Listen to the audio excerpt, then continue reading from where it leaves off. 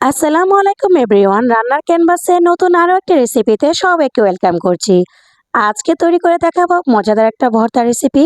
যারা কিনা ঝাল ঝাল খাবার খেতে পছন্দ করেন, আশা করছি আজকের ভিডিওটা আপনাদের কাছে ভালো লাগবে। চলুন তাহলে কথা না বাড়িয়ে আমি কিভাবে এই মজাদার ভর্তাটি তৈরি করেছি দেখে নেই। আজকে এই ভর্তাটা বানানোর জন্য এখানে নিয়ে নিয়েছি শুকনা মরিচ, সেই সাথে এখানে নিয়ে নিয়েছি 4টা মিডিয়াম সাইজের পেঁয়াজ, তারপর নিয়ে নিয়েছি 7 থেকে 8 কোয়া রসুন, আর এখানে নিয়ে নিয়েছি বাঁশপাতা শুটকি। এই শুটকিগুলোকে আমি গরম পানি দিয়ে ভালো করে ওয়াশ করে নিব। তার আগে এখানে মরিচগুলোকে ভিজিয়ে নিচ্ছি। মরিচগুলো ভিজানোর জন্য এখানে ফুটন্ত গরম পানি নিতে হবে। ফুটন্ত গরম পানির মধ্যে আমি মরিচগুলো দিয়ে দিয়েছি। ফুটন্ত গরম পানির মধ্যে মরিচগুলো দেওয়ার কারণে মরিচগুলো কিন্তু বাড়তে সুবিধা হবে, আর সেই সাথে মরিচের জালটা কিছুটা কম লাগবে। এই পর্যায়ে এখানে নিয়ে নিয়েছি কুসুম গরম পানি, অর্থাৎ আপনি যে পরিমাণ আঙুলটা সহ্য করতে পারবেন ঠিক ওরকম কুসুম গরম পানি নিতে হবে। আর এখানে আমি শুটকিগুলো দিয়ে দিচ্ছি। শুটকিগুলো দেওয়ার পর শুটকির মাথাগুলো কিন্তু ফেলে দিতে হবে। শুটকির মাথা সহকারে যদি ভর্তা বানানো হয় সেক্ষেত্রে সেই ভর্তা খেতে একদমই ভালো লাগবে না। মাথাটা ফেলে দেওয়ার পর এখানে যে পেটের অংশটা থাকে, এখানে কিন্তু শুটকির ভিতরে অনেকটাই ময়লা থাকে। এই পেটের অংশটাও আমি ফেলে দিচ্ছি।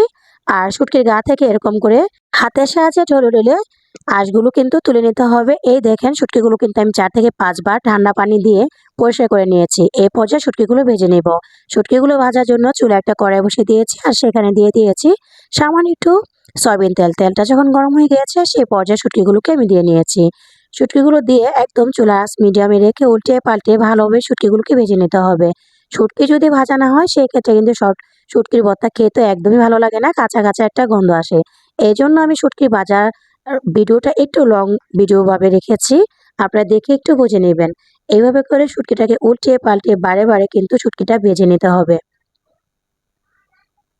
আমি প্রায় 5 মিনিটের মতো শুটকিটা ভেজে নিয়েছি। এরই মাঝে এখানে কিছু কাটা ছিল শুটকির গা থেকে, ওগুলো কিন্তু বেছে বেছে ফেলে দিয়েছি। এই পর্যায়ে শুটকিটা কিন্তু ভাজা হয়ে গেছে, আমি চুলা জালটা বন্ধ করে দিয়েছি। এখন চলে যাব ভর্তাটা বাটার জন্য। আমি আজকে ভর্তাটা শিলপাটায় তৈরি করব। আপনারা চাইলে কিন্তু একই প্রসেস ফলো করে ব্লেন্ডারে ঝাড়ে দিয়ে ভর্তাটা তৈরি করে নিতে পারেন। এখন আমি দিয়ে দিয়েছি এখানে পরিমাণ মতো মরিচ, তারপর দিয়ে দিয়েছি এখানে পরিমাণ মতো লবণ, এরপর দিয়ে দিয়েছি এখানে রসুনের কোয়া দিয়ে আমি সবার প্রথম মরিচগুলোকে বেটে নেব।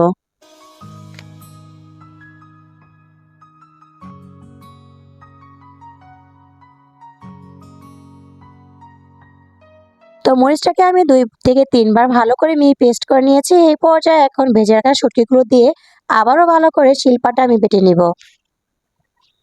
এখান থেকে কিছুটা বড় যে কাঁটাগুলো আছে ওগুলো কিন্তু বেছে ফেলে দিতে হবে, তা না হলে কিন্তু শুটকিটা বাটার সময় একটু কষ্ট হয়ে যাবে।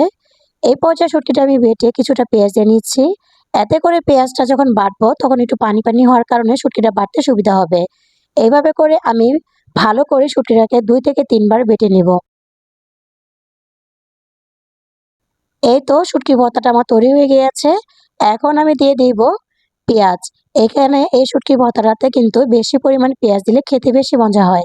এইভাবে করে আমার শুটকি ভর্তাটা কিন্তু বানানো প্রায় শেষের দিকে। আমি পেঁয়াজটা একবার দিয়ে আবারও বেটে নিয়েছি।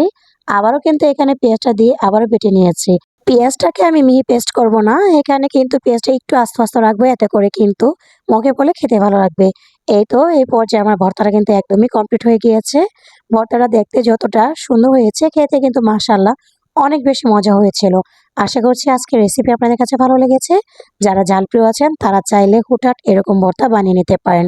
আজকের রেসিপি ভালো লাগলে ভিডিওতে লাইক দিয়ে চ্যানেলটি সাবস্ক্রাইব করে অনুরোধ জানাচ্ছি। আর এই শুটকি ভর্তাটা কিন্তু গরম ভাত, রুটি, পোলাও সবকিছুর সাথে ভালো লাগে। তো আজ তবে এখানেই বিদায় নিয়ে নিচ্ছি। ভালো থাকবেন সবাই, সুস্থ থাকবেন। আল্লাহ হাফেজ। আসসালামু আলাইকুম।